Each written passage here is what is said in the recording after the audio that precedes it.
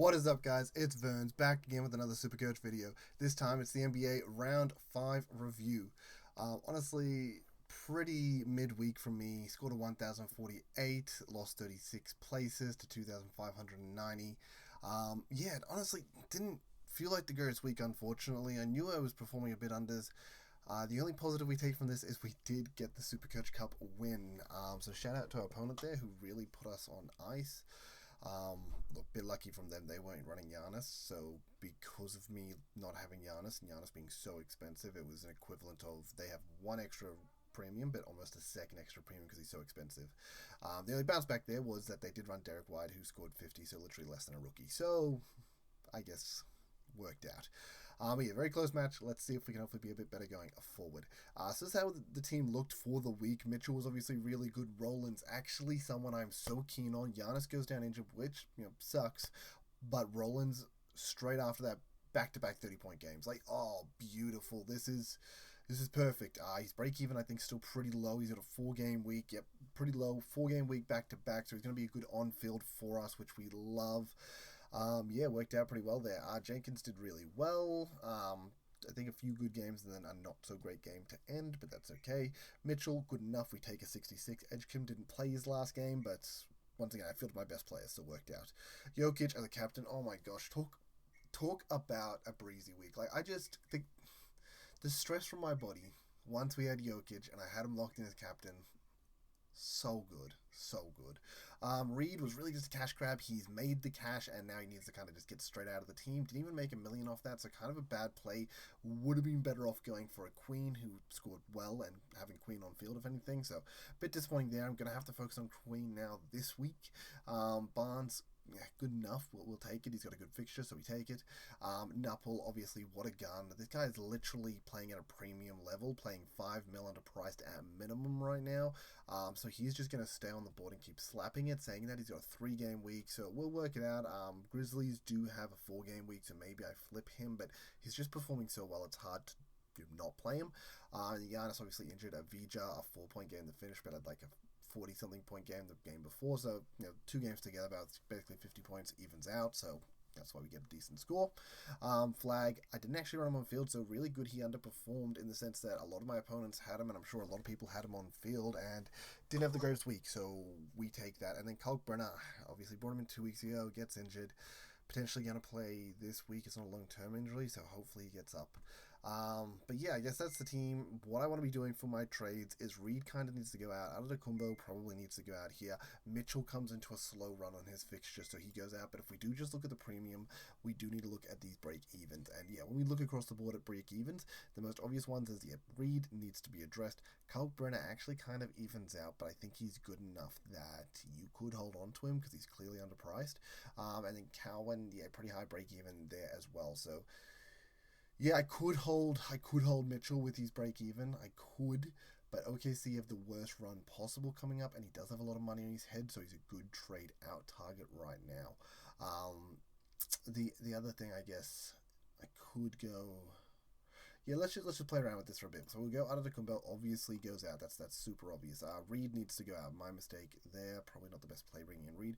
I think Kalkbrenner actually slips down to the bench position because it's on a 3-game week, opening up a flex position and a power forward position. Now I think when I do look at break evens, it's really just got to be Queen. I know I'm not really making much money making that sideways. In fact, I'm not making any money. In fact, Derek Queen earned $1.5 million, and the Pistons guy, I already forgot his name. He earned $800,000, so I lost $700,000 off this play if I go Queen this week instead of last week. So that sucks, but I think Queen has to come on. He also has a good fixture where he's got 2 4-game weeks, so he's going to be an on-field rookie who's clearly scoring points, and he's going to be making money. So Queen has to come in. Just a little disappointing that we went for the low break even last week, and it slapped us in the butt rather than the on-field option of Queen. Queen versus Kalkbrenner, though, I probably still played Kalkbrenner, so probably didn't make a difference on field, but yeah, a bit of money to lose kind of sucks. And then we get to look at who we want to bring in. So we have a lot of cash here, and we held $5 million last week, so we weren't even using all our money on field, which is another reason people probably had better teams than us, unfortunately. So when we do want to filter, I do want to filter for these guys with the crazy good fixture.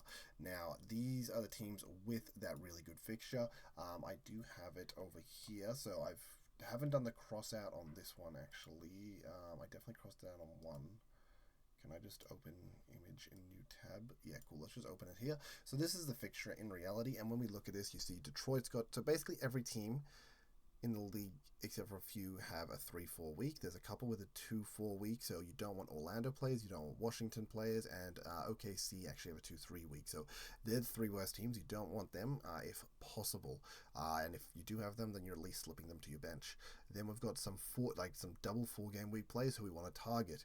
In this case, it's obviously going to be Detroit, Indiana, we have Milwaukee, Pelicans, and then the absolute premium options will be Toronto, who go into a 4-4-3, New York go into a 4-4-3, and Minnesota go into a 4-4-3. So they're the teams that we're targeting. There's 7 of them to target from, so plenty of options to choose, and that's why I've done the filter the way I have, to choose those 7 teams. In fact, I missed one.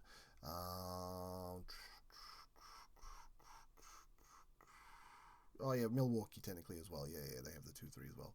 So we can bring this on in, and then I look at the top tier players. I probably look at the averages when I do this, and obviously Cade Cunningham really stands out for us, and that's why moving on Mitchell works, I think, well.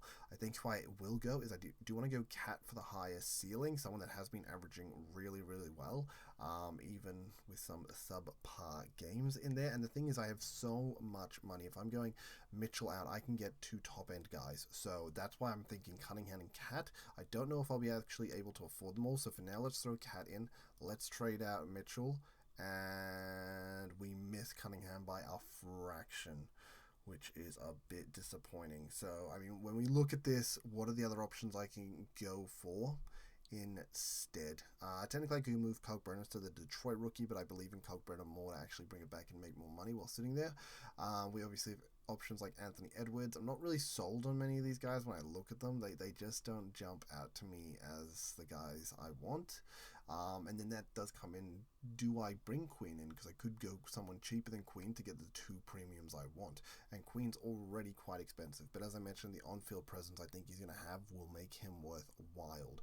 So this does suck. And I do think at the end of the day, we just move Town out and then we can bring in Doran. Doran's also someone that's been really good, but it is a little bit awkward because I do want these guys with the 3-game week coming up. But I can accept Doran. The other option would be, instead of Cunningham, I could go like a Brunson, but I'm not really a fan of that personally. Sorry, let's get Kalkbrenner back down there. Why is he not down there? So, yeah, these would be the options in the flex position. We could go Randall. Cat, at the end of the day, it's a high-risk, high-reward play. At the end of the day, Doran might just outscore him for cheaper. Like, I don't really need to do it. The difference is he plays that 1 extra game because he has that round 8 3-game week where obviously Doran doesn't. So the only player I think that I really have on that week as well, if I do just bring that back up, I think I closed it actually, so I'm just going to quickly, oh no, it was in a new tab, wasn't it? Nope, it's not. Now you guys can all see my editing stuff I was doing. Cool, enjoy that. Open in new tab. Sorry, bring it back.